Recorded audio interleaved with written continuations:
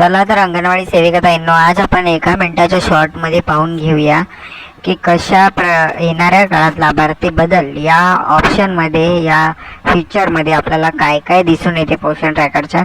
तर सर्वप्रथम आपल्याला अपेक्षित प्रस्तुती दिसून येते. इथं बघा 2 लाभार्थी आहेत आणि एक पहिला लाभार्थी 22 वर्ष 3 महिन्याचा आहे आणि त्याची EDD म्हणजे एक्सपेक्टेड डिलिव्हरी डेट 24 मेला आहे.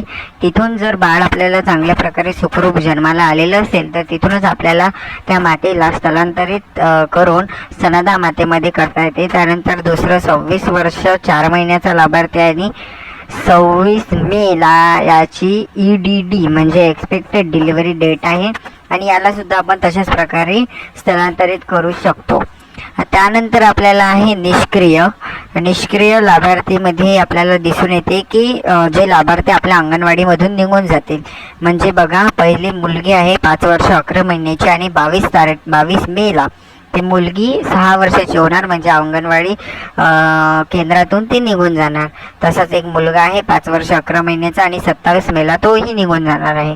तसं आपल्याला कधी स्तनदा माता ज्यांचे मुलं किंवा मुली समजा 6 महिन्याच्या वर होत असतील तर त्या स्तनदा माता सुद्धा निष्क्रिय होतात. त्यानंतर ते सर्व निष्क्रिय होणारे लाभार्थी आपल्याला दिसून येतात. त्यानंतर आहे श्रेणी बदल.